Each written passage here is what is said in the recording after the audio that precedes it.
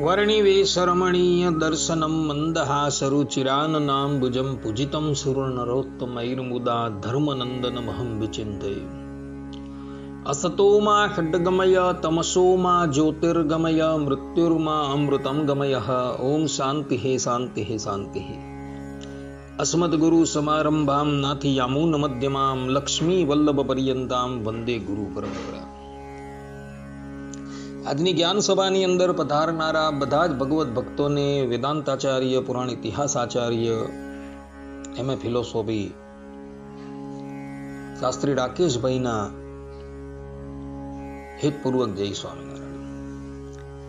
ભક્તો, ગયા વખતના પ્રવચનની અંદર આપણે બધાએ શ્રીમન નારાયણ ભગવાન સદા સાકાર જ છે એ વાત શ્રવણ કરી. આજે પુનઃ આપણે બધા વિદુર નીતિના એક શ્લોકના માધ્યમથી પરબ્રહ્મ પરમાત્મા સાકાર જ છે એ વાત શ્રવણ કરશું.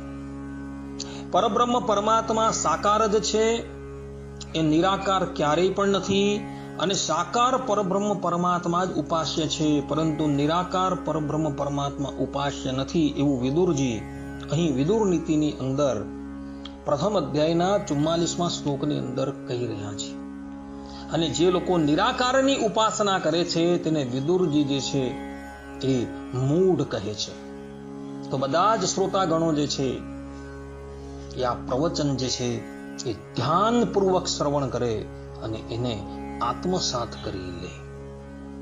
કારણ કે એક વિશિષ્ટાદ્વૈત વેદાંતિઓ જે છે એવો જ કેવલ પરબ્રહ્મ પરમાત્માને અનાદિના સાકાર બતાવે છે.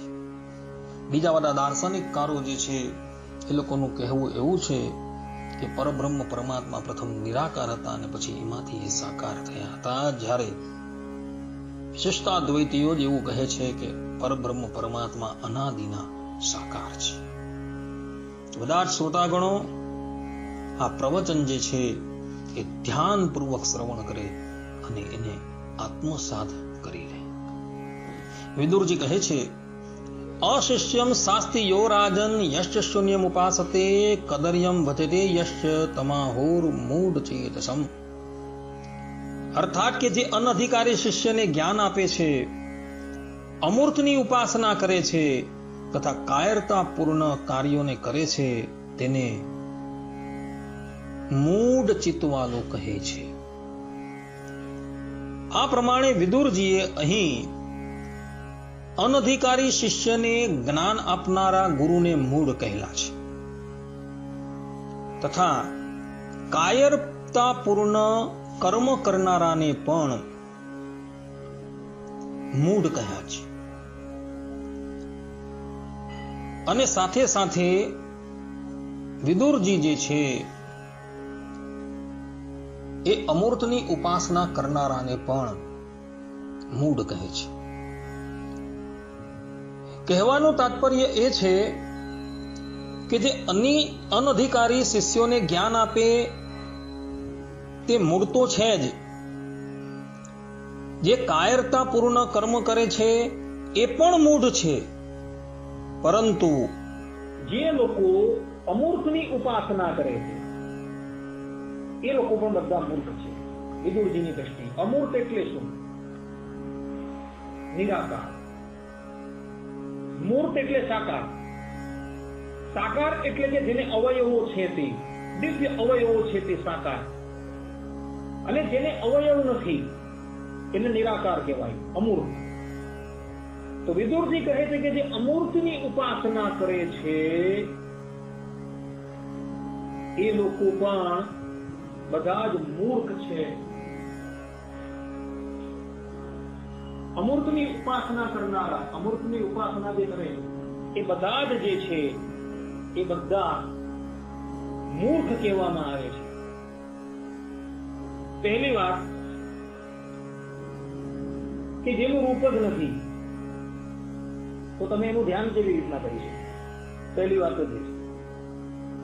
હવે આકાશ જે છે એ આકાશ તો પંચીકરણ પ્રક્રિયાથી યુક્ત થયો ત્યારે એનું રૂપ દેખાય છે, પરંતુ આમ જોવા જઈએ તો એનું કોઈ રૂપ છે જ નહીં.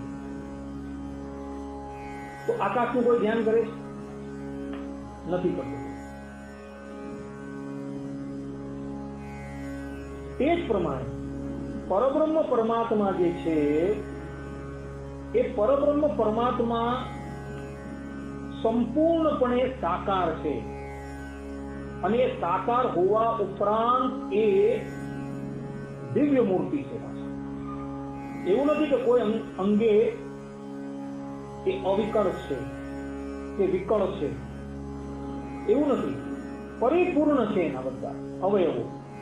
એવા ભગવાન જે છે એની ઉપાસના કરવાની વ્યાસ શાસ્ત્રોની અંદર કરવામાં આવેલી છે.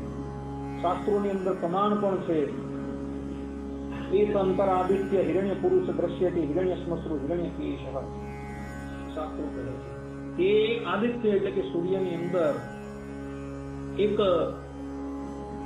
પુરુષ બિરાજમાન છે કે જેના અંગો જે છે એ સુવર્ણના જેવા છે, તથા એની દાઢી અને મૂછ અને વાળ જે સેવા એ સુવર્ણ જેવા છે. શસ્ત્ર શેષા પુરુષ શાસ્ત્રોની અંદર લખેલું છે. એ ભગવાન જે છે એને અનંત હાથો છે, અનંત પગો છે, અનંત મસ્તકો છે. આદિત્ય વર્ણ તમસ પરસ્તા કે આદિત્ય વર્ણ વાળા એ ભગવાન જે છે એ માયાના તમથી પર છે, એવું શાસ્ત્રોની અંદર લખેલું છે. પુરુષમ ન પરમ કિંચિત સાકાશાસા પરાગતિ. એ પરબ્રહ્મ પરમાત્મા જે છે તેનાથી પર બીજું કોઈ નથી, એ જ છેવટની ગતિ છે. ક્ષતેરનાર શબ્દમ બ્રહ્મસૂત્રની અંદર બન્યું છે. એ ભગવાન જે છે એ જ્યારે અનંત કોટી બ્રહ્માંડનું પ્રલય થયા બાદ પોતાના ધામની અંદર વિરાજમાન હતા, ત્યારે વેદો સ્તુતિ કરે છે અને ભગવાન પછી સૃષ્ટિ કરવા માટે તૈયાર થાય છે. ત્યારે એ સંકલ્પ કરે છે એકો અહમ બહુશ્યામ પ્રજાયા, કે હું એક છું તે બહુ રૂપે થામ. હવે જો એને સંકલ્પ કર્યો તો નિરાકાર તો સંકલ્પ નહીં કરી શકવાનું. ત્યારે સાકાર બ્રહ્મ તત્વો હોય તો જ સંકલ્પ કરી શકવાનું. નિરાકાર સંકલ્પ નહીં કરી શકે કોઈ દિવસ. તો એ ભગવાને સંકલ્પ કર્યો અને એ એકમાંથી અનંત રૂપે થાય. ભગવાને એવો સંકલ્પ કર્યો અને એકમાંથી અનંત રૂપે ભગવાન થયા. તો ભગવાન પોતે સાકાર છે તો એ સંકલ્પ કરી શકે, નિરાકાર તો સંકલ્પ કરી ન શકે ક્યારેય પણ. એટલે ભગવાન જે છે એ અનાદિના સાકાર જ છે, નિરાકાર છે જ નહીં ક્યારે. વેદોની અંદર ભગવાનના બે પ્રમાણેના રૂપોનું વર્ણન થયું છે. સાકાર રૂપનું પણ વર્ણન થયું છે, નિરાકાર રૂપનું પણ વર્ણન થયું છે. દ્વેવા બ્રહ્મણો રૂપે મૂર્તં ચૈવા ચ અમૂર્તં ચ. એ બ્રહ્મ તત્વ એટલે કે ભગવાન, ભગવાનના બે રૂપ છે, એક મૂર્ત છે અને એક અમૂર્ત છે. અમૂર્ત એટલે નિરાકાર અને મૂર્ત એટલે સાકાર. રામાનુજાચાર્યજી મૂર્ત સ્વરૂપને પણ સ્વીકારે છે અને અમૂર્ત સ્વરૂપને પણ સ્વીકારે છે. બીજા દાર્શનિકો કેવા છે કે નહીં, અમૂર્ત એટલે કે ભગવાન નિરાકાર જ છે એમ કહે છે. તો વળી કેટલાક એવું કહે છે કે ભગવાન પ્રથમ નિરાકાર હતા અને નિરાકારમાંથી સાકાર થયા. પણ આ વાત એ લોકોની ભૂલ ભરેલી છે. જો નિરાકારમાંથી ભગવાન સાકાર થાય તો એમાં વિકાર આવી જાય. જે પ્રમાણે પાણીમાંથી બરફ બને તો પાણીની અંદર વિકાર થયો તો એ બરફ બની. તેમ શાસ્ત્રોની અંદર ભગવાનને નિર્વિકાર કીધેલા કે ભગવાનની અંદર કોઈ વિકાર નથી. જો ભગવાનમાં વિકાર થઈ જાય તો શ્રુતિઓ જે છે એની સાથે વિરોધ આવી ન હોય. એટલે ભગવાન નિરાકાર નથી, ભગવાન સાકાર છે. કારણ કે પાણીને બરફની અંદર પરિણિત થતા એમાં વિકાર આવે છે, જ્યારે ભગવાનને શાસ્ત્રોમાં નિર્વિકાર અચ્યુત તરીકે કીધેલા. જે અચ્યુત હોય તે છવીને જીવ ઈશ્વર રૂપે ક્યારેય પણ ન થાય, ભગવાન સ્વામિનારાયણ વચનામૃતની અંદર કહે છે.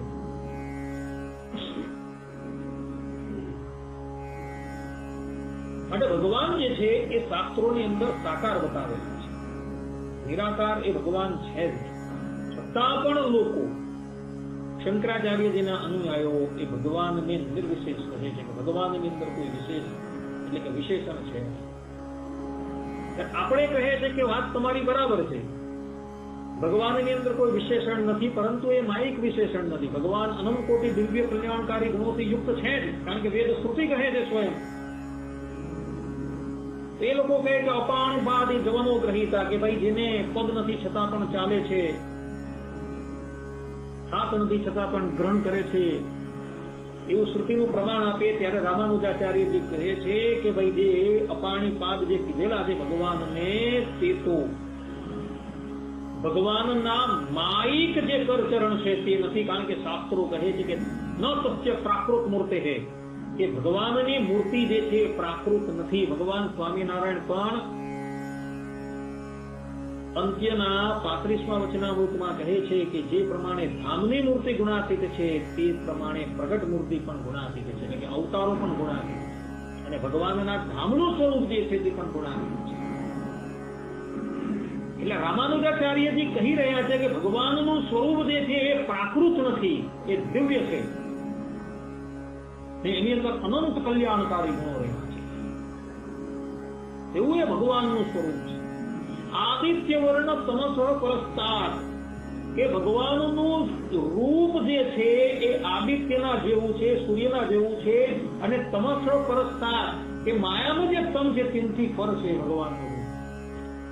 એવું રામાનુજાચાર્ય આ શ્રુતિનું પ્રમાણ આપીને પોતે કહે છે. એટલે જે લોકો અમૂર્ત કે જે નિરાકાર તરીકે કહેવાય છે, તેની ઉપાસના કરનારા જે છે એ વિદુરજીની દ્રષ્ટિએ મહામૂર્ખ છે. કારણ કે શાસ્ત્રોની અંદર સ્પષ્ટ રૂપે ભગવાન સાકાર છે એના પ્રમાણો આપવામાં આવેલા છે. ભગવાન સ્વામિનારાયણ પણ વચનામૃતની અંદર ભગવાનનું સાકારપણું પ્રતિપાદન કરતા પ્રથમના 9મા વચનામૃતમાં પોતે કહે છે કે તેજોમય એ ભગવાનનું રૂપ છે. ભગવાન પોતે કહે છે તેજોમય એ ભગવાનનું રૂપ છે. હવે તેજોમય રૂપ કયું? અવતારની અંદર એ તેજ નથી દેખાતું, કારણ કે ભગવાન પોતે સંકેલી રહી છે, એ તેજનો તિરોધાન કરી રહી છે પોતાની અંદર. પરંતુ તેજોમય રૂપ એ ભગવાનના ધામની અંદર છે. આદિત્ય વર્ણ તમસ પરસ્તાર એ સંતર આદિત્ય હિરણ્ય પુરુષ દ્રશ્યતે, એ શ્રુતિઓ બતાવે છે કે ભગવાનનું રૂપ જે છે તેજોમય છે.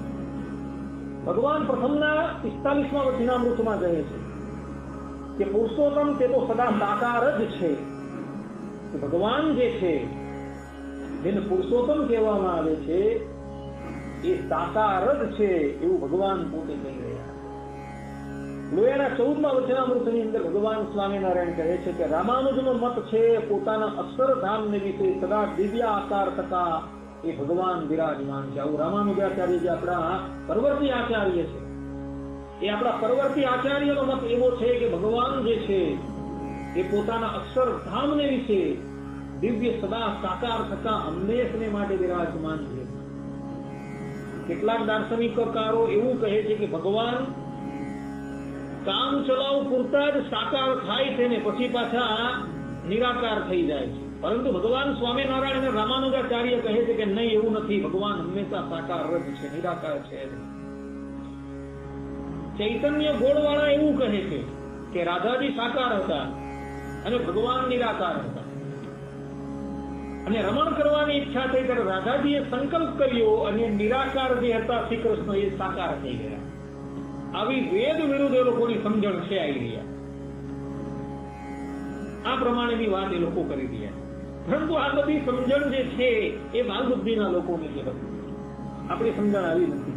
પંચાળાના 4થા વચનામૃતની અંદર જે શાસ્ત્ર તેની વિશે ભગવાનનું સનાતન અનાદિ દિવ્ય એવું જે મૂળ રૂપ પોતાના અક્ષરધામમાં રહ્યું છે ભગવાન સ્વામિનારાયણ, આ પ્રમાણે વાત પંચાળાના 4થા વચનામૃતમાં કરી રહ્યા. વડતાલના 12મા વચનામૃતમાં ભગવાન પોતે કહે છે કે અક્ષરધામ તેને વિશે જે ભગવાન સદા દિવ્ય મૂર્તિ થતા વિરાજમાન છે. એ જ વાત અંત્યના 31મા વચનામૃતમાં ભગવાન પોતે કહે છે કે ભગવાનનું ધામ તેને વિશે જે પુરુષોત્તમ ભગવાનની આકૃતિ રહી છે, કે ભગવાનનું જે આ ધામ છે એ ધામની અંદર એ ભગવાન પોતે સાકાર મૂર્તિમાન વિરાજમાન છે. અંત્યના 33મા વચનામૃતની અંદર ભગવાન પોતે કહે કે તેજના મંડળને વિશે દિવ્ય મૂર્તિ એવા જે વાસુદેવ ભગવાન, કે તેજનું જે મંડળ જે છે એની અંદર એ ભગવાન વાસુદેવ સાકાર રૂપે રહ્યા છે એવું કહી રહ્યા છે. અંત્યના 35મા વચનામૃતમાં ભગવાન પોતે કહે છે કે ભગવાનને ક્યારેય પણ નિરાકાર ન સમજે, સદાય દિવ્ય સાકાર મૂર્તિ જ સમજે. કે ભગવાનને એ ભક્ત જે છે એ ક્યારેય પણ નિરાકાર સમજતો નથી, પરંતુ સાકાર જ સમજે છે. ભક્તો, ઉપનિષદની અંદર એક સ્થાનની ઉપર એક શ્રુતિ છે, તદ વિષ્ણુ પરમં ધામ સદા પશ્યંતિ સૂરય, કે વિષ્ણુ ભગવાનનું જે પરમ પદ જે છે તેને નિત્ય મુક્તો હંમેશા જોયા કરે છે. એ ભગવાનનું ધામ એટલે ભગવાનના એ ધામની અંદર એ રહેલા પરમાત્માને એ મુક્તો સદાને માટે જો સદા શબ્દ લખેલો છે. તદ વિષ્ણુ પરમં ધામમ સદા પશ્યંતિ સૂરય, અનંત કોટી મુક્તો જે છે એ ભગવાનના એ ધામને હંમેશા જોયા કરે છે. સદા શબ્દ લખેલો છે એટલે ભગવાનનું સાકારપણું ત્યાં પ્રતિપાદન કરવામાં આવે. ભગવાન જે છે એ નિરાકાર નથી, પરંતુ સાકાર જ છે. અને એ ભગવાનનું જે રૂપ જે છે એ હંમેશા નિત્ય છે. કેટલાક દાર્શનિકકારો તમને જે પ્રમાણે હમણાં કહ્યું કે નિરાકારમાંથી સાકાર થઈ જાય છે, જે પ્રમાણે પાણી જે છે એમાંથી બરફ બને છે તે પ્રમાણે નિરાકાર ભગવાન સાકાર થઈ જાય એવું કેટલાક દાર્શનિકકારોનું કહેવું છે.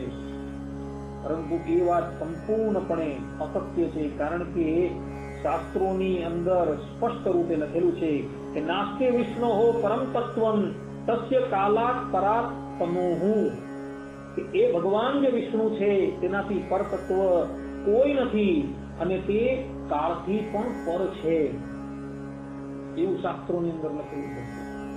ભગવાન કાળના પણ કાળ છે, સકાલ કાલ, એ કાળના પણ કાળ છે. સદા પશ્યંતિ સૂરય, એ ભગવાનના રૂપને એ મુક્તો જે છે એ અખંડ જોયા કરે છે. આ પણ ભગવાનની નિત્યતા બતાવી રહ્યા છે. સદૈક રૂપ રૂપાય, એ ભગવાન જે છે એ સદૈવ એક જ રૂપે રહ્યા છે. એ ભગવાનના ધામના રૂપની અંદર કોઈ પણ જાતનો બદલાવ થતો નથી. ત્યાં ભગવાન શ્રીમન નારાયણનું રૂપ જે છે એ સદા કિશોર અવસ્થાની અંદર રહેલું છે. ત્યાં ગયેલા જે મુક્તો જે છે એ મુક્તોનું પણ રૂપ 16 વર્ષના કિશોર જેવું છે. એની અંદર કોઈ વિકાર થતો નથી. એ બધા કાળથી પર છે, એની અંદર કોઈ વિકાર નથી થતો. તમે પણ ભગવાનના ધામની અંદર જ્યારે જાઓ ત્યારે તમારું રૂપ પણ જે છે એ 16 વર્ષના કિશોર જેવું જ થઈ જશે. પછી એ રૂપની અંદર કોઈ વિકાર નથી. જેમ આપણું અત્યારનું આ રૂપ છે એ વધે છે, પરિણામ પામે છે, ક્ષય પામી જાય છે અને છેલ્લે પંચ તત્વની અંદર વિલીન થઈ જાય છે. એવું રૂપ નથી. એ રૂપ હંમેશા 16 વર્ષની અવસ્થા વાળું જ ત્યાં રહેવાનું છે. ભગવાન સ્વામિનારાયણ પણ પ્રથમના 56મા વચનામૃતમાં પોતે કહે છે કે ભગવાન તો નિત્ય દિવ્ય મૂર્તિ છે. અહીં નિત્ય શબ્દ ભગવાન બોલેલા છે. ભગવાન તો નિત્ય દિવ્ય મૂર્તિ છે. જો દિવ્ય હોય તો એની અંદર કોઈ પણ જાતનું પરિણામ ન થાય. અવતારોની અંદર પરિણામ થાય છે. ભગવાન શ્રી કૃષ્ણ જુઓ, ભગવાન શ્રી રામ જુઓ, સ્વામિનારાયણ જુઓ, નરનારાયણ જુઓ, તો એની અંદર બાળ અવસ્થા દેખાય,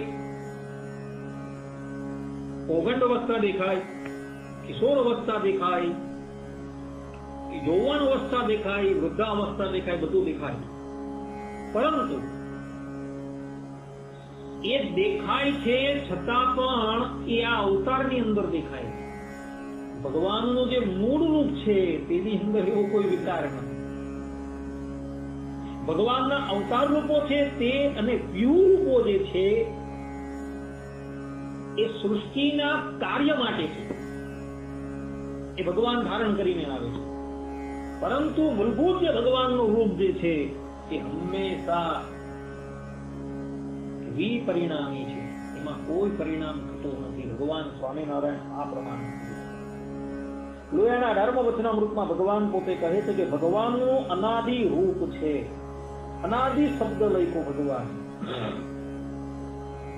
આદિ લખે તો ભાઈ એક વખત એની ઉત્પત્તિ થાય, પરંતુ ભગવાન અનાદિ કહે છે કે ભગવાનનું એ રૂપ છે એ અનાદિ છે.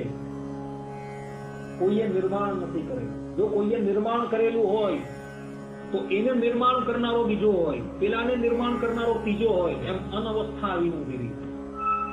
પરંતુ ભગવાન સ્વામિનારાયણ કહે છે કે ભગવાનનું જે રૂપ જે છે એ અનાદિ છે. એની અંદર કોઈ વિકાર નથી. અંત્યના 36મા વચનામૃતમાં ભગવાન પોતે કહે છે કે ભગવાનને બ્રહ્મ જ્યોતિના સમૂહને વિશે અનાદિ સાકાર સમજવા. અનાદિ સાકાર સમજવા. ભગવાન સ્વામિનારાયણ અહીં સ્પષ્ટ રૂપે કહે છે કે ભગવાનને બ્રહ્મ જ્યોતિના સમૂહને વિશે અનાદિ સાકાર સમજવા. અને એ જ વાત ભગવાન અંત્યના 38મા વચનામૃતમાં પોતે કહે છે કે માયાના કાર્યમાંથી ઉત્પન્ન થયા જે આકાર માત્ર તે સર્વે મિથ્યા છે, કેમ જે એ સર્વે કાર્ય કરીને નાશ પામે છે, અને અક્ષરધામને વિશે જે ભગવાનનો આકાર છે તે સત્ય છે. સત્યનો અર્થ થાય છે કે જે ત્રિકાળની અંદર પણ રહેવાનું છે, જેની અંદર કોઈ પણ જાતનો વિકાર નથી થવાનો, તેને સત્ય કહેવાય. તો ભગવાનનું જે રૂપ છે એ સત્ય છે. એક દિવસ થયું અને પછી એ સમાપ્ત થઈ ગયું એવું નથી. સત્ય એટલે કે ત્રિકાળની અંદર પણ રહેવાનું છે, ભૂતની અંદર પણ રહેવાનું છે, વર્તમાનમાં પણ છે અને ભવિષ્યમાં પણ રહેશે. તો એ ભગવાનનું સત્ય સ્વરૂપ છે. તો એવા એ ભગવાનની ઉપાસના કરવાની વાત શાસ્ત્રોની અંદર કહી છે. ને એ ભગવાનનું રૂપ જે છે એ અપ્રાકૃત છે, એ પ્રાકૃત નથી. પાછું ભગવાન સ્વામિનારાયણ પ્રથમના 45મા વચનામૃતમાં પોતે પોતાના ભક્તોને ઉપદેશ આપતા થતા પોતે કહે છે કે ભગવાનનો આકાર છે તે તો દિવ્ય છે, માઇક નથી. શંકરાચાર્યના અનુયાયીઓ જે છે તે એ લોકો એવું કહે છે કે ઈશ્વર જે છે એ અવતાર ધારણ કરીને આવે છે, એ પોતે માઇક છે. ગાયત્રી ભાષ્યની અંદર જ આદિ જગતગુરુ શંકરાચાર્યજીએ લખેલું છે કે શ્રી કૃષ્ણનો જે આકાર છે, રામનો આકાર છે, બધા માઇક છે. ને વૈકુંઠ ધામની અંદર એ ભગવાનનું જે રૂપ રહ્યું છે તે પણ માઇક છે, એવું આદિ જગતગુરુ શંકરાચાર્ય ગાયત્રી ભાષ્યની અંદર લખે છે. ત્યારે રામાનુજાચાર્યજી પોતે કહે છે આદિત્ય વર્ણ તમસ પ્રસ્થા, કે ભગવાનનું આદિત્ય રૂપ છે, સૂર્યના જેવું રૂપ છે, અને માયાના પંથી પર છે ઈરાય, એમ રામાનુજાચાર્યજી પોતે કહે છે. એ જ વાત ભગવાન સ્વામિનારાયણ પણ પોતે કહી રહ્યા છે. ભગવાનનું જે રૂપ જે છે એ દિવ્ય છે. પ્રથમના 64મા વચનામૃતમાં પણ ભગવાન પોતે કહે છે કે સદા મૂર્તિમાન ને પ્રાકૃત આકારે રહી છે. ભગવાન કેવા છે કે સદા મૂર્તિમાન સાકાર છે અને પ્રાકૃત આકારથી રહિત છે. વિચાર કરજો, ભગવાનનો દેહ અને ભગવાનનો આત્મા એ બંને ભિન્ન ભિન્ન હોવા છતાં અપૃથક છે. જેમ તમારો જીવ છે તે એ પણ ભિન્ન છે, અને તમારું જે આ પંચભૂતનું શરીર એ પણ ભિન્ન છે, છતાં પણ આ દેહમાંથી તમારો ચૈતન્ય નીકળી જાય તો તમે જડ થઈ જાઓ. તેમ પરબ્રહ્મ પરમાત્માનું જે રૂપ છે અને સ્વરૂપ છે એ બંને ભિન્ન છે, પરંતુ રૂપ વગર સ્વરૂપ નથી, સ્વરૂપ વગર રૂપ નથી. કેટલાક જણા આપણા સંપ્રદાયમાં પણ એવા છે જે આપણી ગુરુ પરંપરાથી વિરુદ્ધ છે, ને જગતની અંદર બેટા બીજા કેટલાક પણ દાર્શનિકકારો એવા છે જે એવું કહે છે કે ભગવાનનું રૂપ કહો કે સ્વરૂપ કહો બધું એક જ છે. પરંતુ ભગવાન સ્વામિનારાયણને, રામાનુજાચાર્યજીને, એમના પરવર્તી આચાર્યોને એ સિદ્ધાંત ક્યારેય પણ મંજૂર નથી.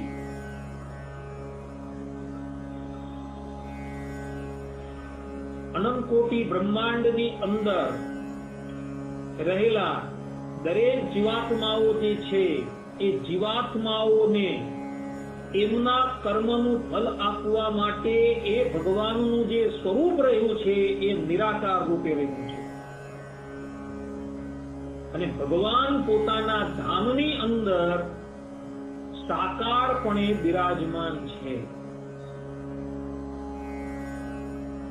કારણ કે વેદ કહે છે દ્વેવા બ્રહ્મણો રૂપમ મૂર્તમ ચૈવા ચ અમૂર્તમ ચ, કે ભગવાનના બે રૂપ છે, મૂર્ત પણ છે અને અમૂર્ત પણ છે. આ વેદાંતની શ્રુતિ કહે છે, છતાં પણ એ દાર્શનિકકારો માનવા તૈયાર નથી. એ લોકો એમ જ કહે નહીં રૂપ જ છે, બીજા કેટલા કહે કે નહીં ભાઈ કેવલ સ્વરૂપ જ છે. પણ એ વાત સંપૂર્ણપણે ભૂલ ભરેલી છે. બે રૂપ એટલે કે રૂપ અને સ્વરૂપ ભિન્ન ભિન્ન બતાવેલા છે, પરંતુ એ રૂપ વગર સ્વરૂપ નથી અને સ્વરૂપ વગર રૂપ. સદગુરુ ગોપાળાનંદ સ્વામી ઈશાવાસ્ય ઉપનિષદની ટીકાની અંદર તદે જતી તમને જતી આ મંત્રના ભાષ્યની અંદર સ્પષ્ટ રૂપે લખે છે સ્વરૂપ ન ચલતી વિગ્રહેણ ચલતી, કે ભગવાન જે છે એ પોતાના સ્વરૂપથી ચાલતા નથી, કારણ કે તો બધી જ જગ્યાએ સ્વરૂપ તો રહ્યું છે, પરંતુ વિગ્રહેણ ચલતી, કે ભગવાન વિગ્રહ એટલે કે રૂપથી ચાલે છે.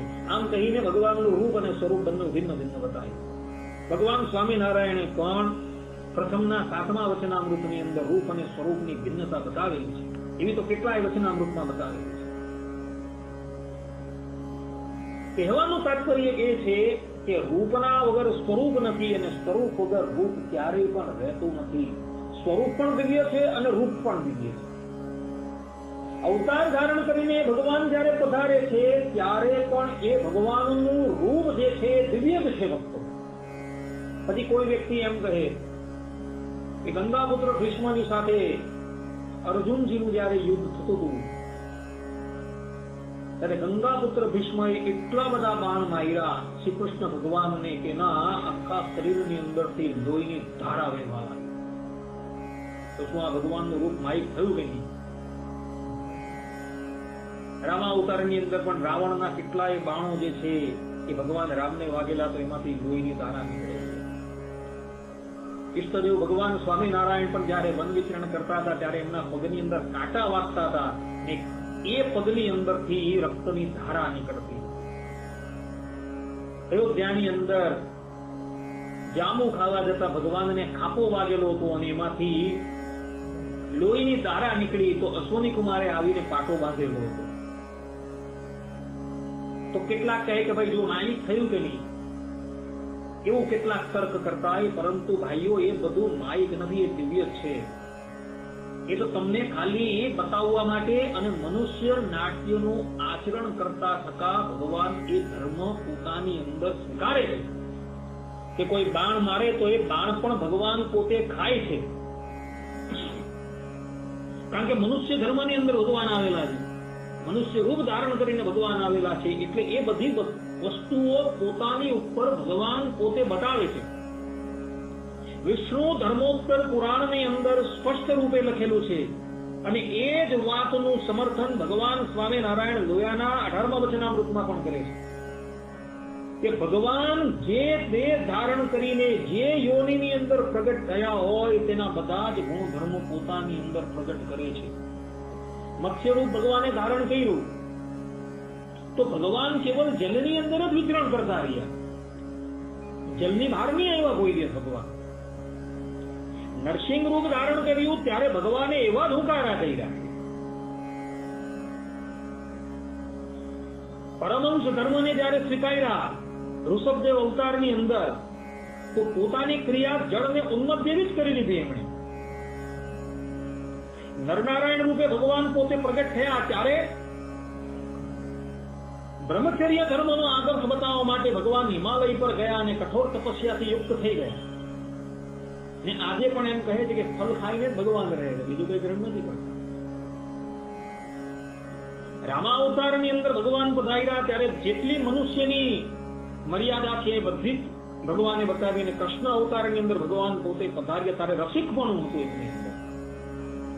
તો રસિક હોય તો કોઈ એક પત્ની ધારી ન હોય, એ તો હજારો પત્ની ધારી હોય, કારણ કે રસિકતા છે એવી.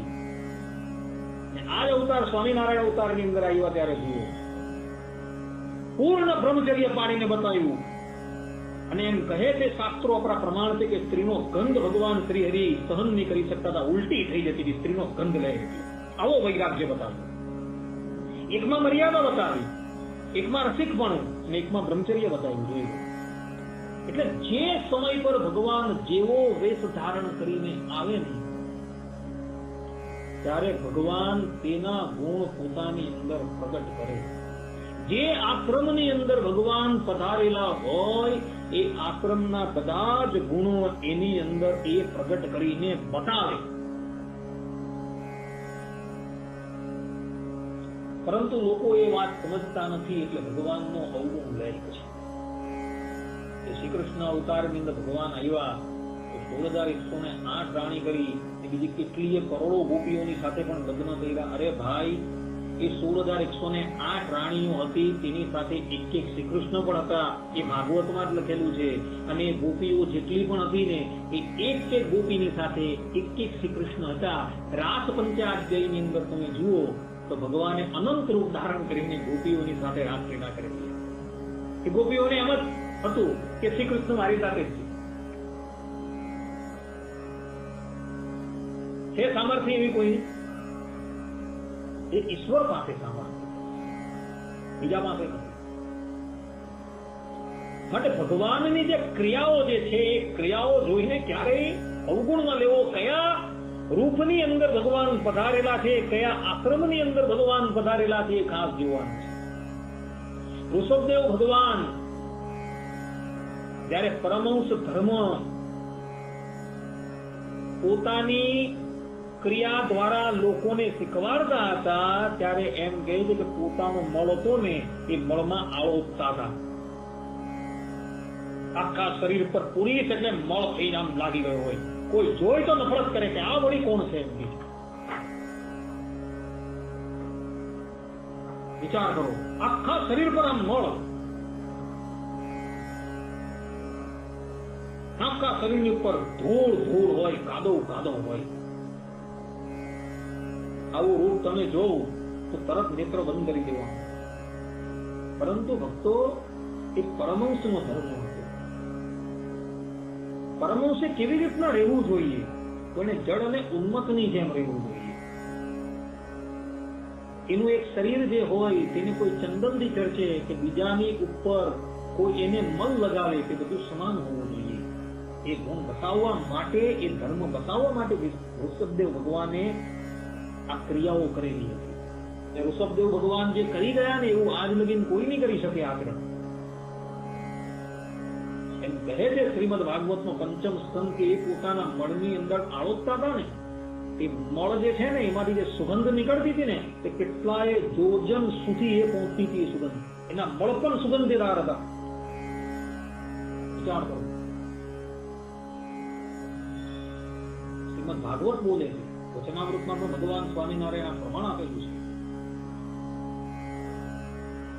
છે. ભગવાન જે આશ્રમની અંદર આવે એ બધા જ આશ્રમના ગુણધર્મો પોતાની ઉપર પ્રગટ કરતા હોય છે. ભગવાન સ્વામિનારાયણ પંચાળના ચોથા વચનામૃતમાં કહે છે કે ભગવાનનો જેવો આકાર છે તેવો આ બ્રહ્માંડમાં કોઈનો નથી, જેની એને ઉપમા દઈએ તેમ જે આ બ્રહ્માંડમાં જેટલા પ્રકૃતિ પુરુષ થકી ઉત્પન્ન થયા જે આકાર તે સર્વ માયિક છે, અને ભગવાન છે તે દિવ્ય છે ને અમાયિક છે, માટે એ બેને વિશે અતિશય વિલક્ષણતા છે. ભગવાનનું રૂપ જે છે ને એ કોટી કોટી કામદેવના મદને પણ હરનારું છે. આ બ્રહ્માંડની અંદર સૌથી સુંદર વ્યક્તિ, સૌથી દેખાવડી વ્યક્તિ કોઈ હોય તો એ કામદેવ છે. ભગવાન તો એ કામદેવના મનને પણ મથી નાખે એવા છે.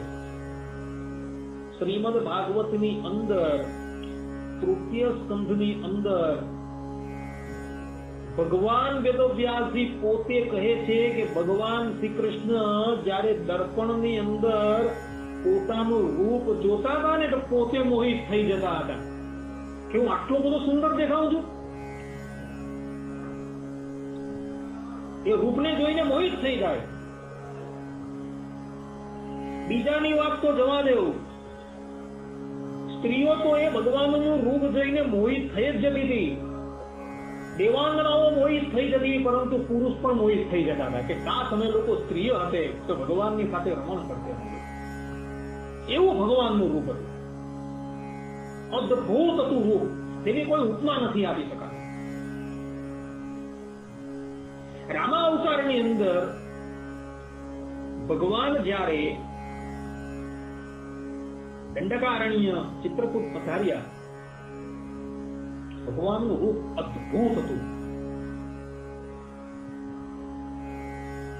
ત્યાં રહેલા ઋષિ મુનિઓ જેને પોતાનું મન મારી નાખેલું હતું, જેના મનની અંદર કોઈ વિકાર નહીં હતો, કોઈ દિવસ ઉર્ધ્વ રહેતા બ્રહ્મચારી હતા, તપસ્યા કરીને વીર્યને સમાપ્ત કરી નાખ્યો. ભગવાનનું રૂપ જોયું ને તો મોહિત થઈ ગયા કે કાશ અમે લોકો સ્ત્રીઓ હતે ને તો ભગવાનની સાથે અમે રમણ કરતે. ભગવાને મનોમન એની ઈચ્છા પૂર્ણ કરીને બધા ઋષિઓ ગોપી થઈને આવેલા.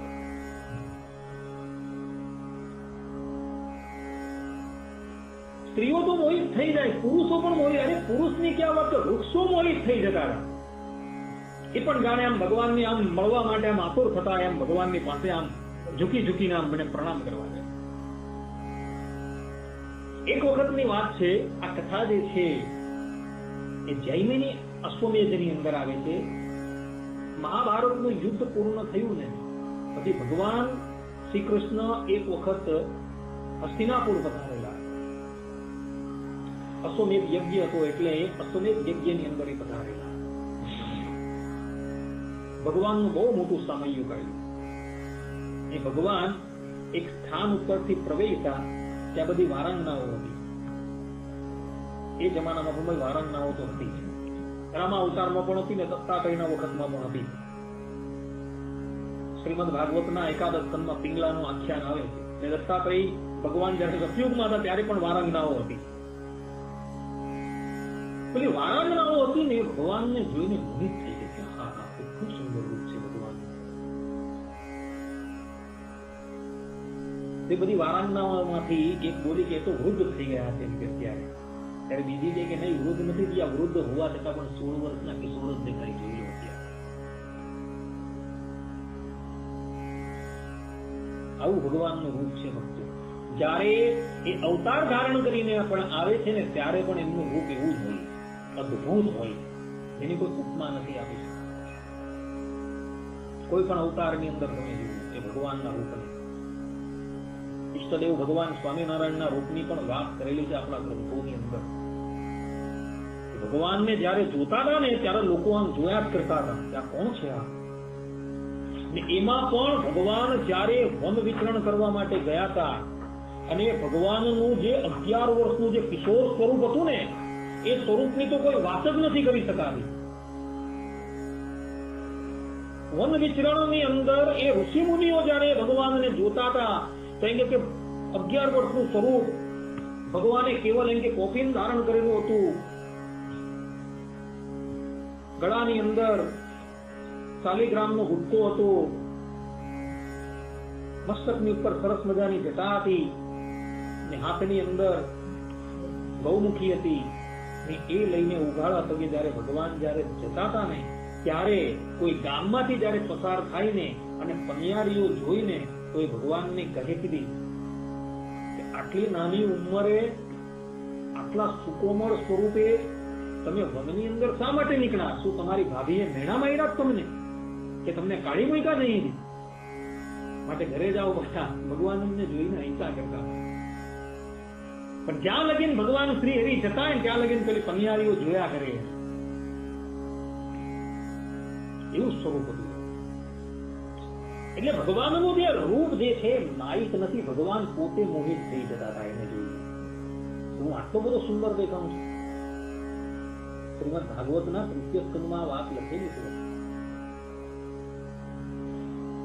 એટલે કોઈ પણ દિવસ છે ને કૃષ્ણ અવતારની અંદર તમે જોજો, ભગવાને કોઈ દિવસ ગોપીઓની ઈચ્છા નથી રાખી, નથી 16,108 પત્નીઓને ઈચ્છા રાખી. એમણે એ લોકો સામે ચાલીને આવીને ભગવાનને વરેલી છે. કારણ કે ભગવાન શાસ્ત્રોની અંદર કહ્યું છે કે આત્મરતિ આત્મનૈથુન આત્મક્રીડા. છાંદોક્ય ઉપનિષદની અંદર કહ્યું કે પોતાના આત્માની સાથે જે રતિ કરનાર છે, પોતાના આત્માની સાથે જે મૈથુન એટલે ક્રીડા કરનાર છે, ઇતર કોઈની જરૂર નથી. પરંતુ તમે જોજો વંશીની ધ્વનિ જ્યાં સાંભળી એટલે ગોપીઓ દોડી એની પાસે. અક્ષર પુરુષો સ્ત્રીઓ પર મોહિત થઈ જતા હોય, પરંતુ સ્ત્રીઓ એ પુરુષ પર મોહિત થઈ ગઈ. 16,108 રાણી કરી. એમાં તમે જોજો કોઈ સામું ચાલીને, એટલે કે ભગવાન સામું ચાલીને કોઈનું વરણ કરવા નથી ગયા, બધા આવીને હાર જાતે જ પહેરાવી દીધી. તમે મારા પતિ.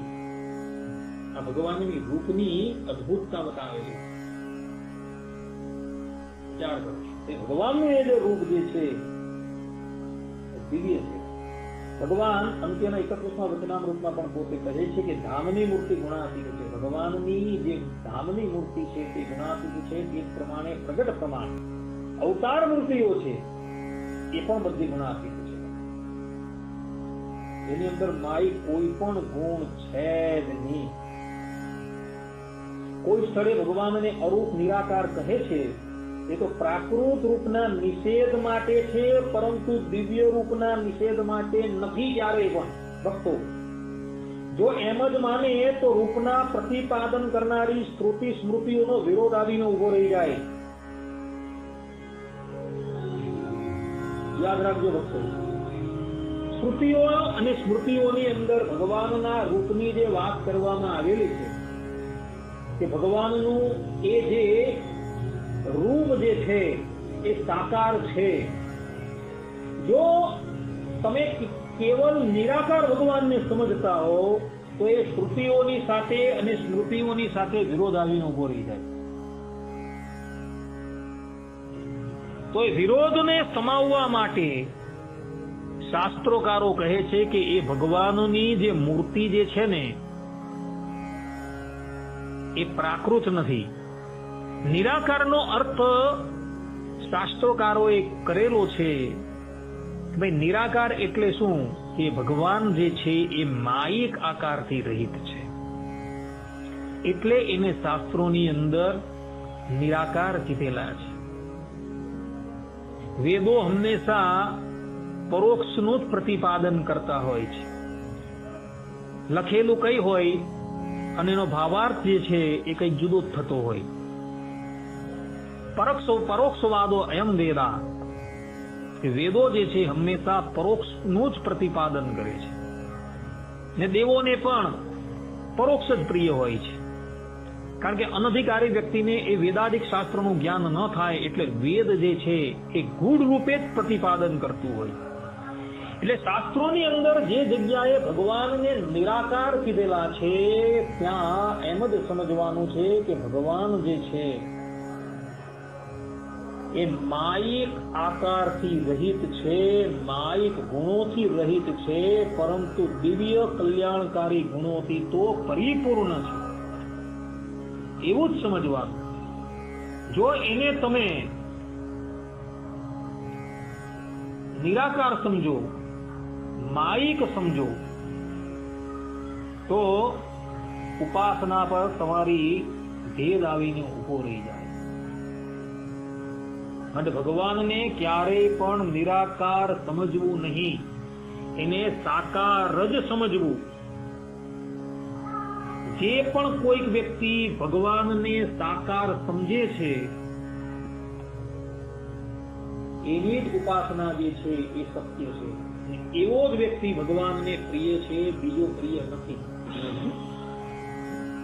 હવે કોઈને સંશય થાય કે ભગવાનનું રૂપ જે છે એ પુરુષ છે કે સ્ત્રી છે, એવો પણ કોઈને સંશય થાય તો એ બાબતનો પણ ખુલાસો સ્પષ્ટ રૂપે વેદો પણ કહે છે કે હિરણમય પુરુષો દ્રશ્યતે.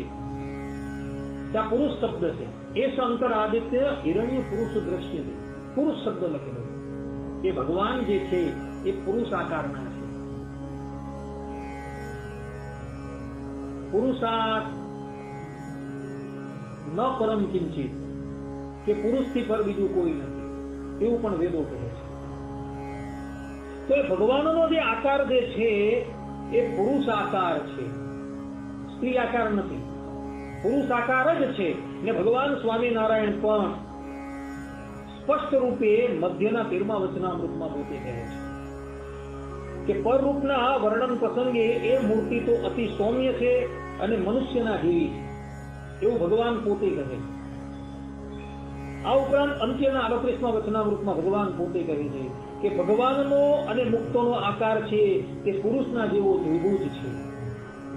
એનો અર્થ એમ નહીં સમજતા કે ભગવાનના ધામની અંદર સ્ત્રીઓ નથી, સ્ત્રીઓ છે. ભગવાનનો આકાર પુરુષ છે એમ કહેવાની વાત છે.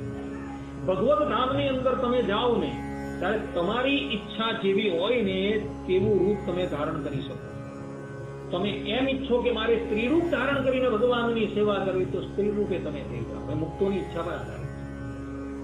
તમે એમ ઈચ્છો કે મારે વૃક્ષ રૂપે થઈ જવું છે, ભગવાનના પાદુકા રૂપે મારે થઈ જવું છે, ભગવાનના વસ્ત્ર રૂપે અલંકાર રૂપે થવું છે, તો તમે એ રૂપે થઈ જાઓ. તમે એમ ઈચ્છો કે મારે પુરુષ રૂપ ધારણ કરીને ભગવાનની સેવા કરવી છે, તો તમે એ રૂપે થઈ જાઓ. કારણ કે વાસુદેવ મહાત્મયની અંદર 13મા અધ્યાયથી 18મા અધ્યાયની અંદર ભગવત ધામનું વર્ણન કરવામાં આવ્યું છે. સત્સંગી જીવનની અંદર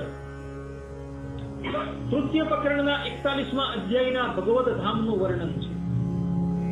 બ્રહ્મવૈવત પુરાણની અંદર પણ કૃષ્ણ જન્મ ખંડની અંદર ભગવત ધામનું વર્ણન કરવામાં આવેલું છે.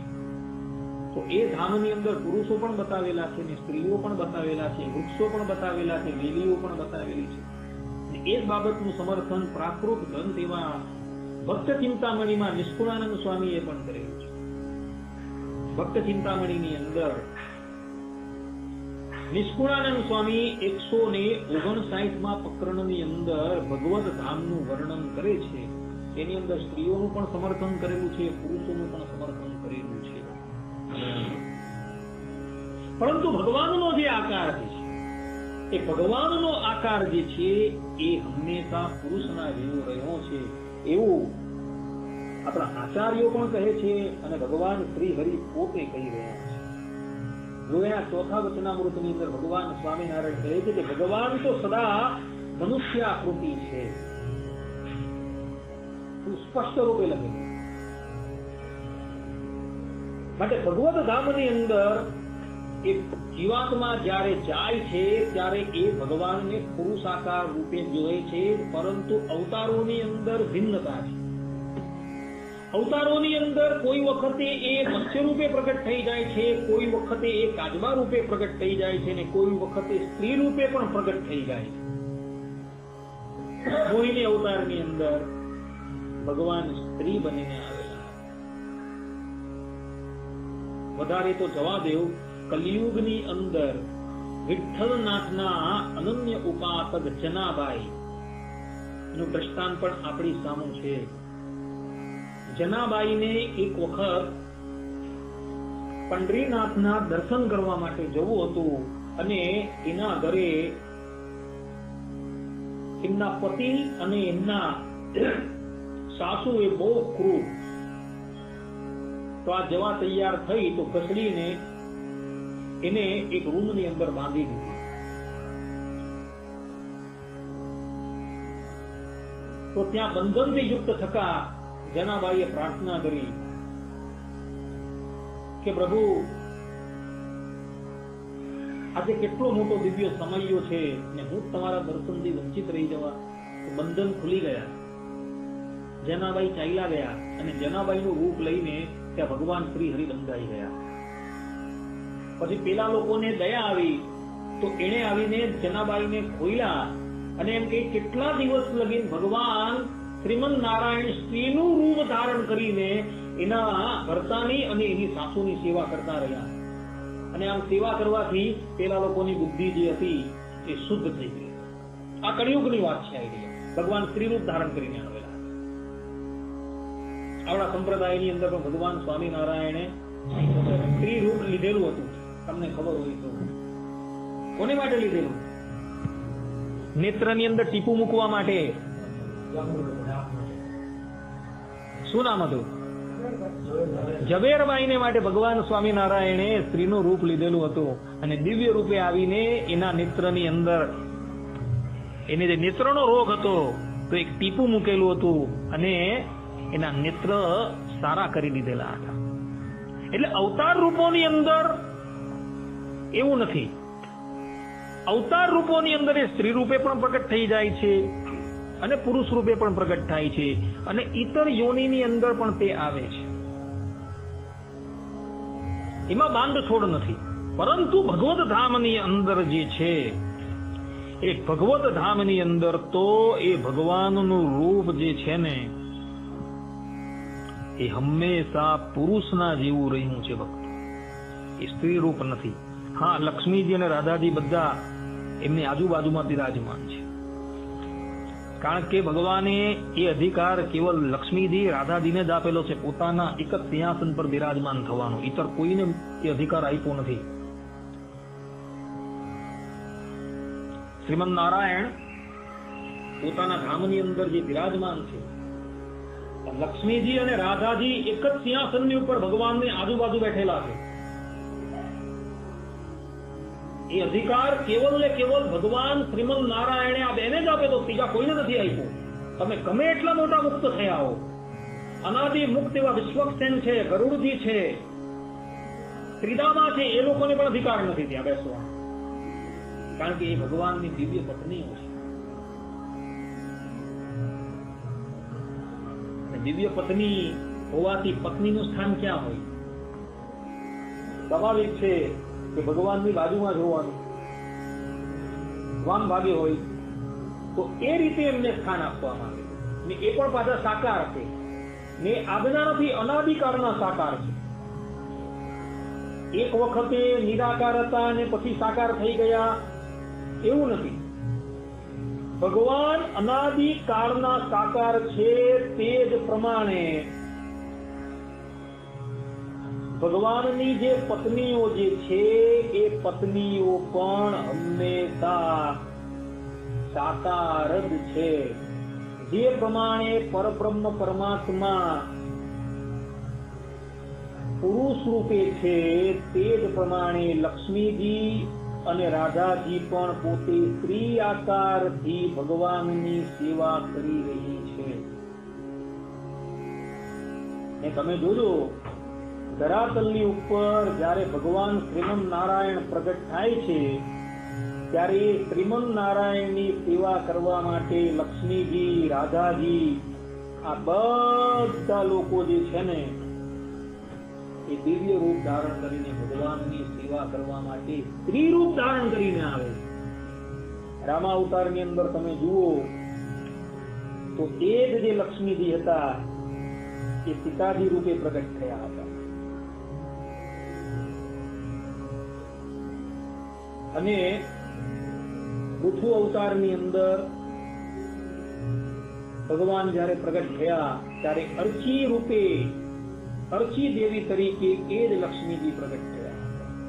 કૃષ્ણ અવતારની અંદર એ રૂકમણી રૂપે પ્રગટ થયા હતા અને રાધાજી પોતે જે ધામની અંદર રાધાજી હતા તે પણ અહીં સ્ત્રી રૂપ ધારણ કરીને પ્રગટ થયા હતા. પુરુષ રૂપમાં નથી આવ્યા, સ્ત્રી રૂપમાં આવેલા. એટલે જે પ્રમાણે ભગવાન સાકાર છે તે જ પ્રમાણે ભગવાનની પત્નીઓ પણ સાકાર છે.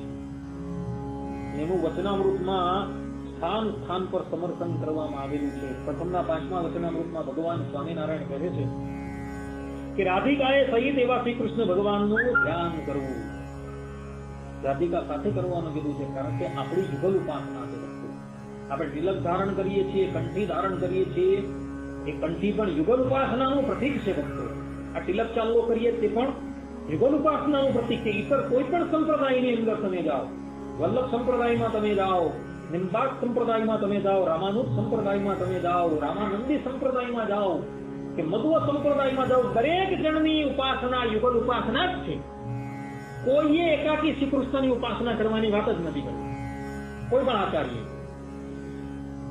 એના પ્રતિક રૂપે આપણે કોઈ પણ સંપ્રદાયનો તિલક ચાંદલો તમે જુઓ, એ લોકોની કંઠી જુઓ, એ બધા એ યુગલ કંઠી ધારણ કરવાની જ વાત કરી. એટલે ભગવાન સ્વામિનારાયણ અહીં કહી રહ્યા છે કે રાધિકા સહિત શ્રી કૃષ્ણ ભગવાનનું ધ્યાન કરવું.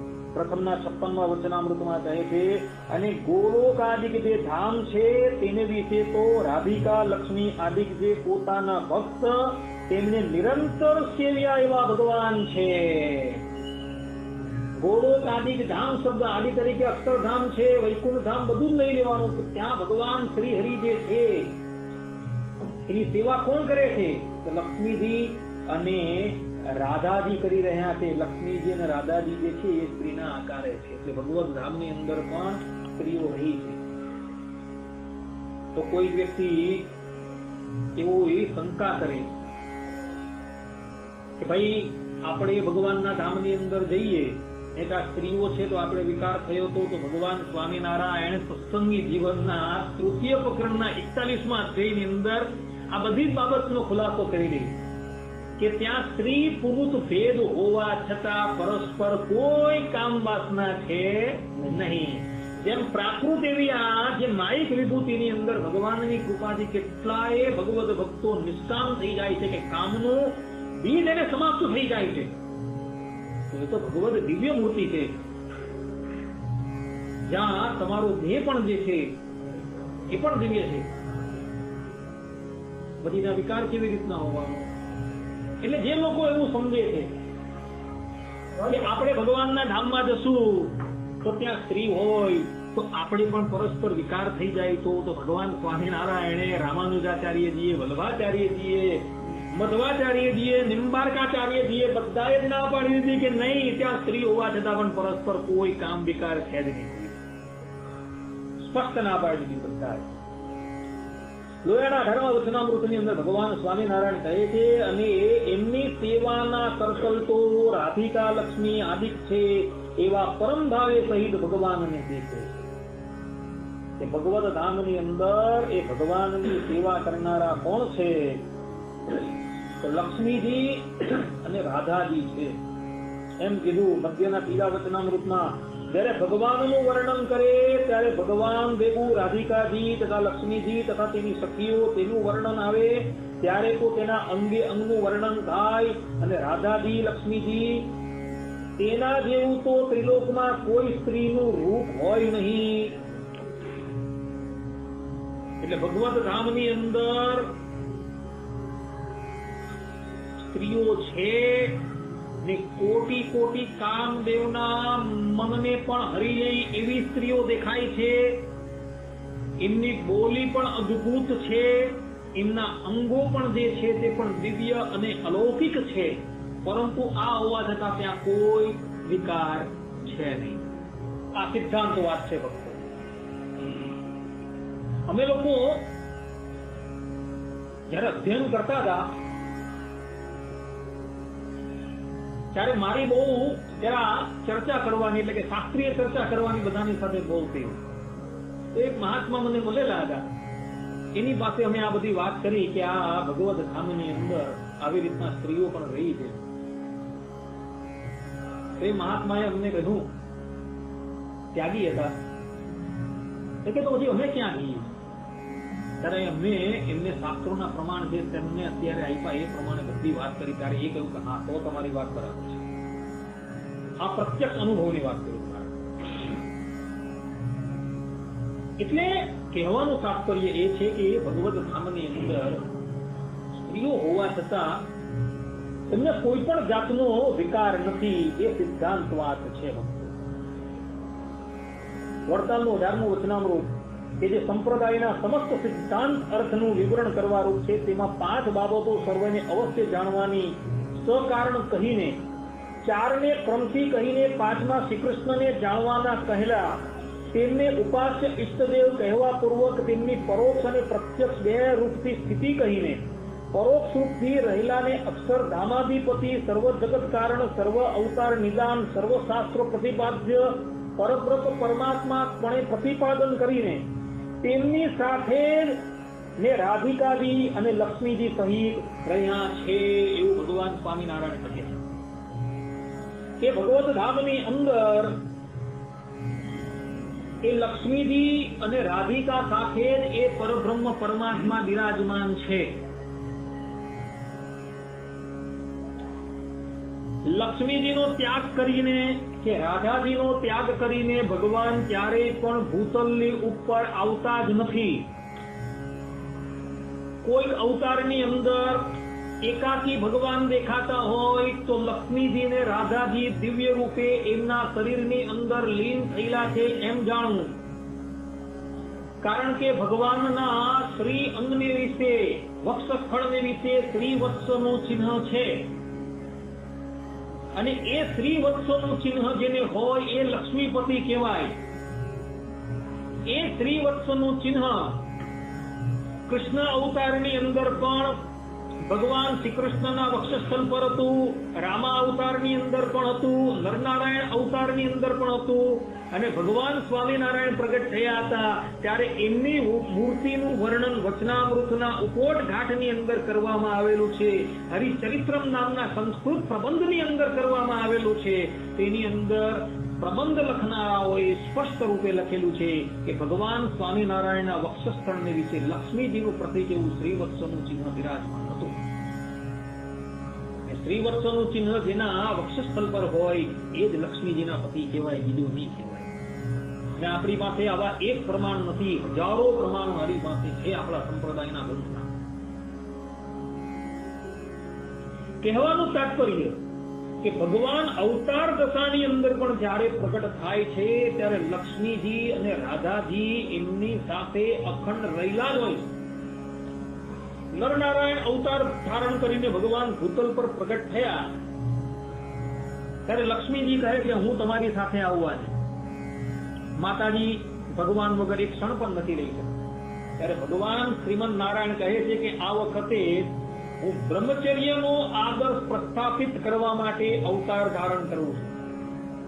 તો બ્રહ્મચર્ય આશ્રમની અંદર સ્ત્રીઓ વર્જ્ય હોય. લક્ષ્મીજી કહે કે તમે જે સ્થાનની ઉપર બેસીને તપસ્યા કરવાના છો ને એ સ્થાનની ઉપર તમને છાંયડો કરવા માટે હું બોરડીનું રૂપ ધારણ કરીને ત્યાં બિરાજમાન થવીશ અને ભગવાન નરનારાયણની બદ્રિકા આશ્રમની અંદર પધાર્યા ને જે વૃક્ષ નીચે ભગવાન શ્રીમદ નારાયણ 2 રૂપ ધારણ કરીને તપસ્યા કરે છે ને એ વૃક્ષ છે ને એ લક્ષ્મીજી સ્વયં છે. બોરડી રૂપે ભગવાનની ઉપર એ છાયો કરે છે.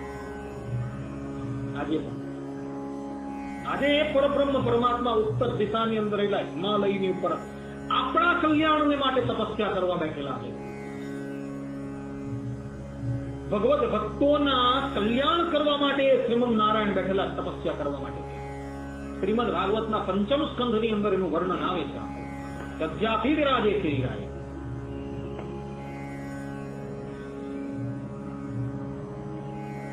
એટલે ભગવાન શ્રીમદ નારાયણ જ્યારે પણ ધરાતલની ઉપર પધારે ત્યારે લક્ષ્મીજી અને રાધાજીથી યુક્ત જ હોય છે. ભક્તો આ મગજની અંદર આ વાતને સ્થિર કરી રાખજો. ને એટલે જ મહામંદિરોની અંદર લક્ષ્મી નારાયણ, રાધા કૃષ્ણ એ સ્વરૂપો ભગવાન સ્વામિનારાયણે પધરાવેલા છે. અને જગત ગુરુઓ પણ તમે જુઓ એ લોકોએ પણ જયારે સ્વરૂપો પધરાવ્યા ત્યારે યુગલ સ્વરૂપો પધરાવેલા છે. શ્રીરંગ ક્ષેત્રની અંદર રામાનુજાચાર્યનું જે મૂળ સ્થાન કહેવામાં આવે તેમાં લક્ષ્મીનારાયણ તરીકે બિરાજમાન છે.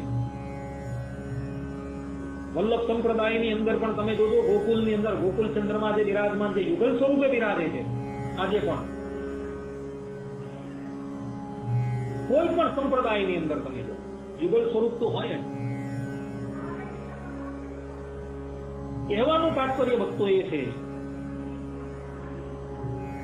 કે શ્રીમન નારાયણ જયારે આ ધરાતલની ઉપર પધારે છે ત્યારે લક્ષ્મીજી ને રાધાજીથી યુક્ત જ હોય છે.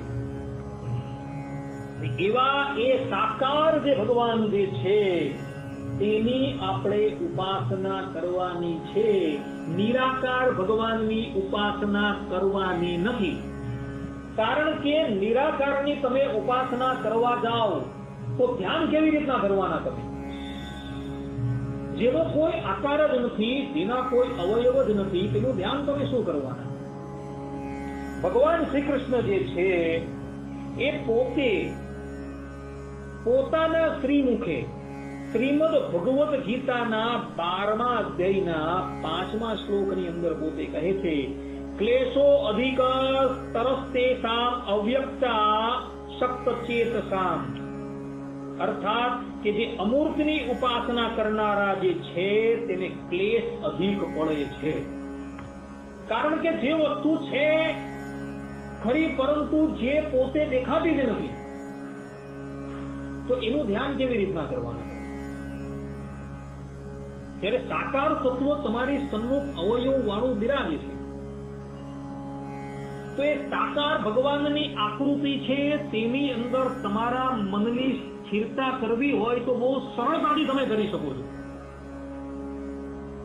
પરંતુ જે આકાર જ નથી એનું ધ્યાન તમે કેવી રીતના કરી શકો?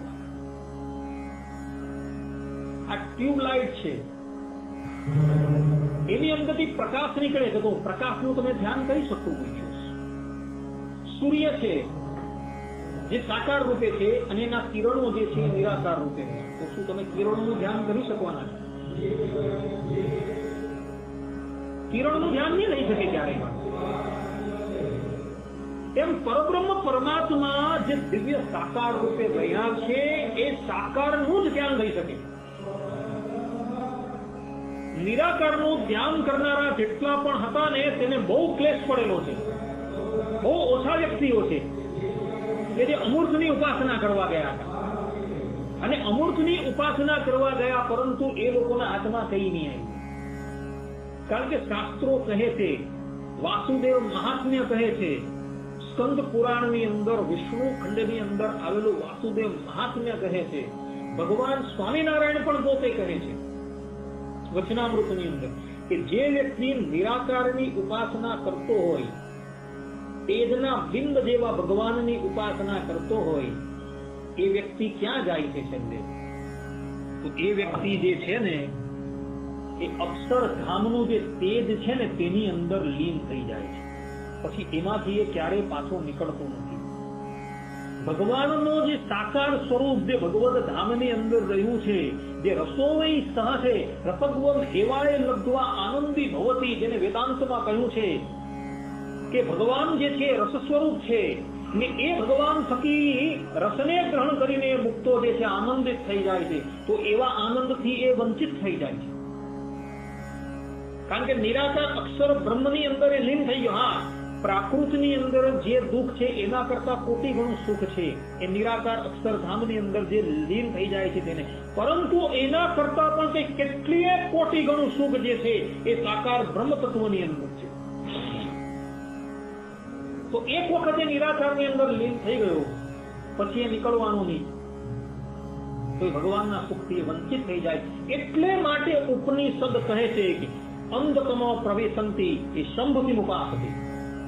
ત્યાં નિરાકારની ઉપાસના કરનારાઓ જે છે એ લોકો અંધતમ નામના નરકની અંદર જાય છે. અંધતમ એટલે અહીં અક્ષરધામની અંદર જે લીન થઈ ગયો ને તેને અંધતમ કહેવામાં આવેલું છે.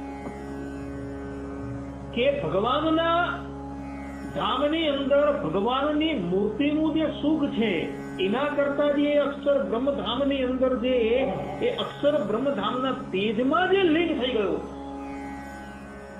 એ સુખ કેવું છે? તો એ તો અંધતમ જેવું છે. માયાની અંદર એ જીવાત્મા જ્યારે લીન થઈ જાય છે તેવું છે. ભગવાનનું જે સાકાર સ્વરૂપ છે તેનું જે સુખ છે, એનો જે આનંદ છે, એના કરતા તો આ આનંદ જે નિરાકાર અક્ષર બ્રહ્મની અંદર લીન થઈ જવું એ આનંદ તો બહુ જ ન્યૂન કક્ષાનો છે. એટલે ઉપનિષદ કહે છે અંતતમઃ પ્રવિશન્તિ એ સંભૂતિ ઉપાસના. કે નિરાકાર એ ભગવાનની ઉપાસના કરે છે એ લોકો બધા જ આવા અક્ષરધામ રૂપ જે અંધકૂપ છે તેની અંદર પ્રવેશી જાય છે. બધા એ લોકોને સાકાર બ્રહ્મ તત્વના આનંદનો કોઈ અનુભવ થતો નથી ને એટલે જ માટે વિદુરજી પણ અહીં કહી ગયા છે કે અમૂર્તની ઉપાસના કરનારો જે છે મૂઢ છે, કે મૂર્ખ વ્યક્તિ છે કે જે અમૂર્તની ઉપાસના કરે છે. કારણ કે દેહધારી જે વ્યક્તિ હોય તેને જે દેહથી રહિત હોય તેનું ધ્યાન કરવું બહુ કઠિન છે. પરંતુ તમે દેહધારી છો ને તમારી સામે એ દેહધારી એ ભગવાન છે તેનું ધ્યાન તમારાથી સરળતાથી થઈ શકે છે. એટલે આપણા આચાર્યો છે, પરબ્રહ્મ પરમાત્મા છે, તેને સાકાર બ્રહ્મ તત્વની ઉપાસનાનું પ્રતિપાદન કરેલું છે. એનું કારણ આ છે કે સાકાર ઉપાસનાનું પ્રવર્તન ન કરે તો એ દેહધારી વ્યક્તિ જે છે એ નિરાકારનું ધ્યાન કેવી રીતના કરી શકવાનું? કારણ કે જેમાં ક્લેશ વધારે છે અને ક્લેશથી કદાચ એ તમને ધ્યાન સિદ્ધ થઈ ગયું તો એની પ્રાપ્તિ એનાથી વધારે ક્લેશયુક્ત છે. કારણ કે અક્ષર બ્રહ્મધામના તેજની અંદર એ લીન થઈ જવા તો એનાથી વધારે કષ્ટમય થઈ જાય ને એક વખત એ બ્રહ્મ તેજમાં લીન થઈ ગયા પછી પાછું બહાર નથી નીકળવાનું. કાયમ માટે અંદર પડી રહેવાનું, પોતાનું અસ્તિત્વ ટકાવી રાખે છે. કારણ કે ભગવાન શ્રી કૃષ્ણ બોલ્યા છે મમે વાંસો જીવ લોકે જીવ ભૂત સનાતના. કેટલાક આચાર્યો એવું કહે છે કે પાણીની અંદર જેવી રીતના પાણી મળી જાય છે તેવી રીતના નિરાકારની અંદર મળી જવું એટલે કે ભાઈ આપણે પણ એ તેજો રૂપ થઈ જવું એ જ મુક્તિ. પરંતુ આ વાત છે જે ગીતાકારના વાકની સાથે વિરોધતા દર્શાવે છે. કારણ કે ગીતાકાર પોતે કહે છે મમે વાંસો જીવ લોકે જીવ ભૂત સનાતન શબ્દ લખે ભગવાન શ્રી હરિ કે આ જીવાત્મા મારો જ અંશ છે ને એ સનાતન છે. સનાતન એટલે કે અનાદિકાળનું. અર્થાત કે ભૂત ભવિષ્ય અને વર્તમાનમાં એ સનાતન અંશ જ રહેવાનો છે, એ ક્યારેય પણ બૃહદ થવાનો જ નથી. કેટલાક લોકો એવું કહે છે ને કે આ જીવાત્મા જે છે જેવી રીતના ગંગા નદીમાંથી એક કળશ આપણે લાવ્યા અને પાછો ગંગાજીમાં આપણે નાખી દઈએ ત્યારે એ પાણીની અંદર પાણી મળી જાય તે પણ એવું નથી. નહીં તો ભગવાન ગીતાની અંદર જે સનાતન શબ્દ પોતે કહે છે એ સનાતનની સાથે એનો વિરોધ આવી જાય, ભગવત વચનથી વિરોધ થઈ જાય. કહેવાનું તાત્પર્ય કે અક્ષર બ્રહ્મના તેજમાં એ લીન થઈ જાય છતાં પણ એ પોતાનું અસ્તિત્વ ટકાવી રાખે છે. આદિ જગત ગુરુ શંકરાચાર્યજી નિરાકાર બ્રહ્મ તત્વના ઉપાસકના શિરોમણી કહેવાય. એ પણ પોતાના અવતાર કાળ દરમિયાન ભગવાન શ્રી કૃષ્ણ ની લીલાઓનું ધ્યાન કરતા હતા અને તેમાં પણ ખાસ કરીને ભગવાનની વન્ય ભોજન લીલાનું એ ધ્યાન કરતા હતા. પ્રબોધ સુધાસાગર નામના ગ્રંથની અંદર આચાર્યએ પોતે લખેલું છે કે હું વન્ય ભોજનની લીલાઓનું ધ્યાન કરું છું. એક બાજુ એવું કહે છે એ શ્રી કૃષ્ણ માયિક છે અને બીજી બાજુ એનું ધ્યાન કરે.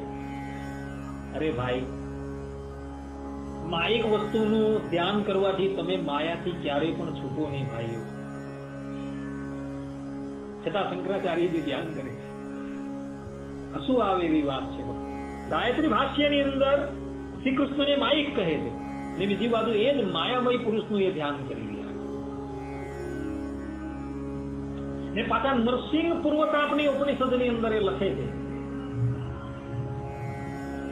કે એ જ્ઞાની જે નિરાકાર ભગવાનની ઉપાસના કરનારો છે એ અક્ષર બ્રહ્મના તેજની અંદર લીન થઈ જાય છે ને પાછો એ તેજમાંથી બહાર નીકળે છે ભગવાનની ઈચ્છાથી અને પૃથ્વી પર આવે છે અને પાછો એ ભક્તિ કરે છે ભગવાન. આવી બધી ગડબડ ગોટાળા વાળી વાત બહુ કરેલી છે. કથા અવળા માર્ગે ચાલી જાય કે એને આપણે પ્રતિપાદન નથી કરતા. કહેવાનું તાત્પર્ય એ છે કે ભગવાન જે છે એ સાકાર છે, નિરાકાર નથી. સાકારની જ ઉપાસના કરવાની છે. છેલ્લે કઈ સમજ નથી પડતું તો પાછું એક વખત કહું છું કે એટલું સમજજો કે ભગવાન સાકાર છે. ગમે એટલા વેદાંતના ગ્રંથો તમને જોવામાં આવે, કોઈ મહાપુરુષ આવીને તમને નિરાકાર ભગવાનના દર્શન કરાવે ને તો પણ નહીં માનતા. જેમ રામાનંદ સ્વામીએ માનેલું નહીં હતું. આત્માનંદ સ્વામીએ બ્રહ્મતેજના દર્શન કરાવ્યા. રામાનંદ સ્વામી કે સાકાર શ્રી કૃષ્ણ ક્યાં છે? ત્યારે આત્માનંદ સ્વામી બોલ્યા કે આ નિરાકાર છે ને તે જ શ્રી કૃષ્ણ છે. રામાનંદ સ્વામીના કાનની અંદર આટલી વાત ગઈ ને તો મૂર્છિત થઈને ઢળી પડ્યા અને ત્યારબાદ ગુરુનો ત્યાગ કરીને ચાલ્યા ગયા. કે શ્રી કૃષ્ણ નિરાકાર ક્યારે ન હોય, શ્રી કૃષ્ણ તો સાકાર જ હોય. અને શ્રીરંગમ ગયા અને રામાનુજાચાર્યની આરાધના કરી અને રામાનુજાચાર્યએ સાક્ષાત દર્શન આપ્યા અને સાકાર ભગવાનના દર્શન કરાવ્યા અને ત્યારબાદ આવ્યા પાછા અહીં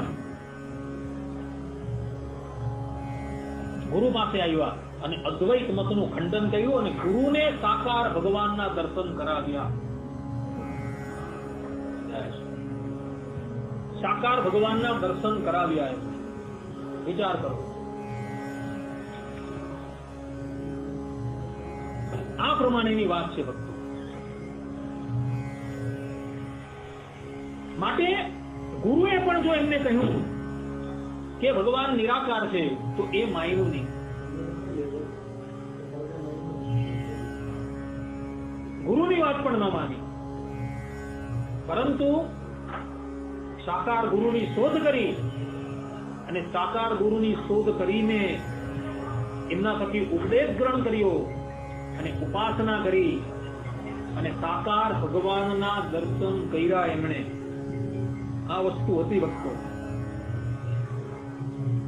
માટે કોઈ પણ વ્યક્તિ તમારી પાસે આવે અને તમને એમ કહેતો હોય કે ભગવાન જે છે નિરાકાર છે, સાકાર નથી, તો પણ એની વાત ક્યારેય માનતા નહીં ભક્તો.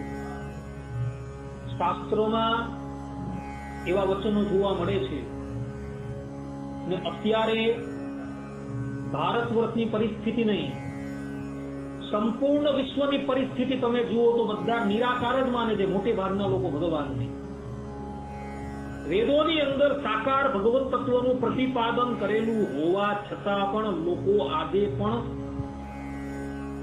ભગવાનને નિરાકાર માને. પરંતુ ભારત વર્ષની અંદર અમુક સંપ્રદાયો છે એવા કે ભગવાનને અનાદિના સાકાર માને છે અને સાકાર ભગવાનની ઉપાસના કરે છે. ભગવાનને સાકાર સમજીને જ ઉપાસના કરે છે. એટલે તમે બધા પણ એ વાત ખાસ ધ્યાન રાખજો, અમૂર્તની વાત કરતા નહીં. હા, ભગવાન અમૂર્ત રૂપે પણ છે અને મૂર્ત રૂપે પણ છે, સાકાર પણ છે અને નિરાકાર પણ છે. પરંતુ સાકાર જે છે નિરાકાર વગર નથી રહી શકતું અને નિરાકાર જે છે સાકાર વગર નથી રહી શકતું. સાકાર એ ભગવાનની આકૃતિ છે અને નિરાકાર જે છે ભગવાનનું સ્વરૂપ છે.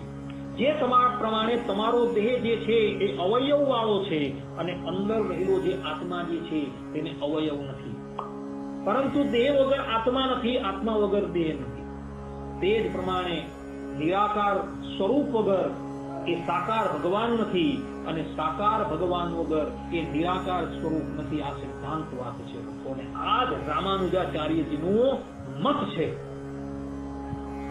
આપણા મતની અંદર એટલે કે વિશિષ્ટાદ્વૈતની અંદર, આપણી ગુરુ પરંપરાની અંદર આપણે આ જ મતને ગ્રહણ કરીએ છીએ કે ભગવાનના બે રૂપ છે, નિરાકાર પણ છે અને સાકાર પણ છે. પરંતુ નિરાકાર વગર સાકાર નથી અને સાકાર વગર નિરાકાર નથી. બીજા કેટલાક દાર્શનિકકારો આવું જ કહે છે કે ભગવાન પોતાના સંકલ્પથી નિરાકારમાંથી સાકાર થઈ ગયા અને જ્યારે પોતે સંકલ્પ કર્યો એટલે પાછા નિરાકાર થઈ ગયા. આવી વાત કરે છે. મોટા મોટા આચાર્યો વાત કરે છે, સામાન્ય મનુષ્યની વાત નથી. જ્યારે આચાર્યોની સન્મુખ એ સાકાર રૂપે ભગવાન બિરાજમાન હતા ને એ સાકાર ભગવાનની સેવા કરતા હતા, ભગવાન એમને દર્શન આપતા છતાં પણ આ લોકો આવી વાત કરે છે. વિચાર કરો, એક આશ્ચર્ય જેવી વાત થઈ જાય છે. માટે મનની અંદર એ વાતનો ઢળાવ રાખજો કે ભગવાન નિરાકાર છે નહીં, ભગવાન હંમેશા સાકાર જ છે. ને મારે એ સાકાર ભગવાનની જ પ્રાપ્તિ કરવાની છે, નિરાકાર ભગવાનની પ્રાપ્તિ કરવાની નથી. જેવી તમારી સમજણ હશે ને એ જ પ્રમાણે તમારી ગતિ થશે. અંતે મતિહિ સા ગતિહિ. જો તમે અમૂર્તની ઉપાસના કરશો તો અંતે તમે અમૂર્તને જ પ્રાપ્ત કરશો. જો તમે સાકાર બ્રહ્મ તત્વ ભગવત તત્વની જો ઉપાસના કરશો તો અંતે તમે સાકાર ભગવાનને જ પ્રાપ્ત કરશો, પરંતુ નિરાકાર ભગવાનને પ્રાપ્ત ક્યારેય પણ ન કરશો. સિદ્ધાંત વાત છે. જેવી તમારી મતિ છે અત્યારે તેવી જ અંતે તમારી ગતિ થાય. શંકરાચાર્યના મતવાળા જે છે એ ઈશ્વરને માયિક માને છે કે એમનો દેહ જે છે એ માયામય છે, અને નિરાકાર જે ભગવાન જે છે એ જ સત્ય સ્વરૂપ છે. તો પછી એ લોકોની ગતિ પણ એ જ પ્રમાણે થાય. સમાધિ પ્રકરણ જયારે ભગવાન સ્વામિનારાયણ ચલાવતા હતા તેમાં માંગરોળની અંદર તમે જોજો, સત્સંગી જીવનના દ્વિતીય પ્રકરણની અંદર આ વાત છે. શાંકર ઉપાસકો જયારે ભગવાન સ્વામિનારાયણની પાસે આવ્યા ત્યારે એમને ભગવાનને નિરાકાર જ્યોતિના દર્શન કરાવ્યા, સાકાર બ્રહ્મ તત્વના દર્શન નહીં કરાવ્યા. કારણ કે અધિકાર નહીં હતો એ લોકોનો. એ લોકો જેની ઉપાસના કરતા હતા તે જ પ્રમાણે ભગવાન એને દર્શન કરાવ્યું. વલ્લભપુરના અનુયાયીઓ એવા તો ભગવાન એને રાધા કૃષ્ણના દર્શન કરાવ્યા કે જો આ સાકાર બ્રહ્મ તત્વ રહ્યું છે. રામાનુજ સંપ્રદાયના આવ્યા તો લક્ષ્મીનારાયણ રૂપે બતાવ્યા કે જો આ લક્ષ્મીનારાયણ. રામાનંદીઓ આવ્યા તો રામાનંદીઓને રાધા શ્રી રામ અને સીતા રૂપે દર્શન બતાવ્યું એ જોઈ રહ્યા. જેનો જેવો અધિકાર હતો તે પ્રમાણે ભગવાને એને દર્શન કરાવ્યું. નિરાકારના ઉપાસકો આવ્યા તો નિરાકાર પ્રમાણે ભગવાનને દર્શન કરાવ્યું. અધિકાર ન હતો એ લોકો માટે. મનની અંદર આ વાતનો હંમેશા જણાવ રાખજો. ભલે શાસ્ત્રોનું અધ્યયન નથી કર્યું, ઓછું ભણેલા છે, શાસ્ત્રની અંદર દીસ આપણી નથી પહોંચી, પરંતુ મનની અંદર એવો દ્રઢાવ રાખજો કે આપણા નન સંતો, આપણા પ્રાચીન આચાર્યો જે થઈ ગયા છે, જે સંપ્રદાયની અંદર આપણે છીએ, જેની ગુરુ પરંપરાની અંદર આપણે છીએ, એ અમારા ગુરુઓ ક્યારેય પણ અસત્ય નહીં બોલે. ભગવાન સાકાર છે ને છે. તો ભગવાન સ્વામિનારાયણ આવી સમજણ ધરાવનારા વિશે કહે છે કે આવી સમજણ જે ધરાવતો હોય ને એમના ચરણારવિંદની રજ લઈને અમે અમારા મસ્તક પર ચડાવીએ. ભગવાન વચનામૃતમાં કહે જે એમ સમજતો હોય તે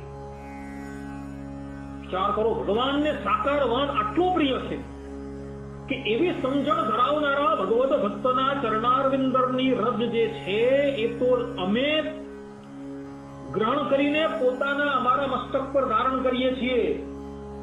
આવી સમજણ ધરાવનારા વ્યક્તિને હું પોતે જે પરબ્રહ્મ પરમાત્મા છું એને પોતાના એટલે કે મારા મસ્તક પર લઈને ફરું છું એવું ભગવાન સ્વામિનારાયણ કહી રહ્યા. કેવળ ભગવાનને સાકાર સમજો તો, અને ભગવાનના જન્મ અને કર્મને તમે દિવ્ય સમજો ને, તો આ જન્મ પૂર્ણ થયા બાદ તમારો ભગવાનમાં પ્રવેશ થાય. જન્મ કર્મ છે દિવ્ય ભગવાન ગીતાની અંદર કહે છે કે જે મારા જન્મ અને કર્મને દિવ્ય સમજે ને, એ પુનઃ આ ધરાતલની ઉપર પ્રગટ નહીં થતો ભક્તો. એમ કહે ભગવાન એનો મારી અંદર જ પ્રવેશ થાય છે. કારણ કે કૃષ્ણ અવતારની અંદર જે લીલાઓ થયેલી જ ને, એ લીલાઓ એવી બધી થયેલી છે કે તમે એને વિચારી પણ નહીં શકો. ભગવાન સ્વામિનારાયણ મધ્યના 17મા વચનામૃતમાં કહે કે એ ભગવત ભક્તો જે છે એ તો ભગવાનની સમર્થ લીલા કે અસમર્થ લીલા એ બધાનું જ ગાન કરતું હોય. કોઈ પણ લીલા હોય એનું ગાન કરે. એમાં એને સંશય નહીં હોય. પરીક્ષિત રાજાને સંશય થયો તો રાસ ક્રીડાનું વર્ણન સાંભળીને, પરંતુ સુખદેવજી મહારાજને થયો ન. એટલે મનની અંદર એવી દ્રઢાઓ રાખીને બેસજો, એવી દ્રઢતા રાખજો કે ભગવાનની લીલાઓ જે છે એ ચાહે ગમે તેવી હોય એ બધી જ કલ્યાણકારી છે. અને ભગવાન નિરાકાર છે જ નહીં, ભગવાન સાકાર જ છે એવી દ્રઢતા રાખશો ને તો અંતે ભગવાનના ધામમાં જશો. અને એવી દ્રઢતા ન રાખો અને એમ સમજણ રાખો કે ભગવાન તો અમૂર્ત છે, તો વિદુરજી અહીં કહી રહ્યા છે કે એવો વ્યક્તિત્વ જે છે ને મૂઢ છે, એટલે કે મૂર્ખો છે. આવો વ્યક્તિ મૂર્ખ છે કે જે અમૂર્તની ઉપાસના કરે છે. અમૂર્તની ઉપાસના ક્યારેય પણ ભક્તો થઈ શકતી જ નથી. મૂર્ખની જ ઉપાસના થઈ શકે છે. અમૂર્તની ઉપાસના કરનારાઓને ક્યારેય પણ સફળતા પ્રાપ્ત થતી નથી, ને કદાચ સફળતા પ્રાપ્ત થાય તો પણ અનંત જન્મો પછી એને સફળતા પ્રાપ્ત થાય. તો એવા ગુરુ માર્ગ ઉપર જવા કરતા આ સરળ રાષ્ટ્રીય ધોરી માર્ગ, રાજમાર્ગ છે એના પર કેમ ન જવું? નિરાકારની ઉપાસના જે છે એ દુઃખ રૂપે ભગવાન શ્રી કૃષ્ણ અહીં સ્પષ્ટ રૂપે ગીતાની અંદર અધ્યાય 12 ની અંદર 5મા શ્લોકની અંદર પોતે કહે છે કે અમૃતની ઉપાસના કરનાર છે તેને ક્લેશ અધિક પડે છે. તો એવી ક્લેશ રૂપ ઉપાસના કરવી,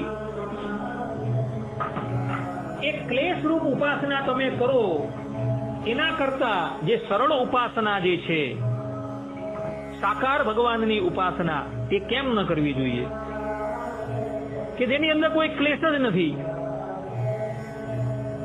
આ સાકાર ભગવાન છે એમ સમજીને જો એનું ધ્યાન કરતા હો, ઉપાસના કરતા હો, તેમાં સરળતા કેટલી બધી છે. માટે હંમેશા સાકાર ભગવાન છે એમ સમજીને એની ઉપાસના કરજો.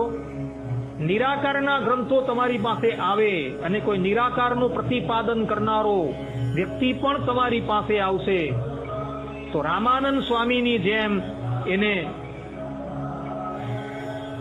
દૂર મોકલી આપજો કે ભાઈ ભગવાન તો સાકાર જ છે, ભલે અમને ખબર નથી પડતી પરંતુ ભગવાન સાકાર જ છે એમ સમજીને ભગવાનની સાકારપણે ઉપાસના કરજો.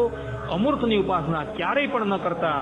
અન્યથા વિદુર નીતિમાં જેમ અહીં વિદુરજી અમૂર્તની ઉપાસના કરનારાને મૂઢ કહે છે તે પ્રમાણે અમૂર્તની ઉપાસના જો આપણે કરશું તો આપણે પણ મૂઢની અંદર આવી જશું. માટે આપણે ક્યારેય પણ મૂઢપણે ઓળખાવું નથી. માટે સાકારની જ ઉપાસના કરજો અને સાકાર જ ભગવાન છે એમ જાણીને ભગવાનનું ધ્યાન અને ઉપાસના કરજો. અહીં આપણી કથાને વિરામ આપીએ છીએ. સર્વે સંતુ નિરામય, સર્વે સુખેનો ભવંતુ, સર્વે ભદ્રાણી પશ્યંતુ, માં કશ્ચિત દુઃખ ભાગ ભવેત. અસ્તુ. જય સ્વામિનારાયણ. શ્રીપતિમ શ્રીધરમ સર્વદેવીશ્વરમ ભક્તિધર્માત્મજમ વાસુદેવમ હરિ માધવમ કેશવમ કામદમ કારણમ સ્વામિનારાયણમ નીલકંઠમ ભજે સહજાનંદ સ્વામી મહારાજ.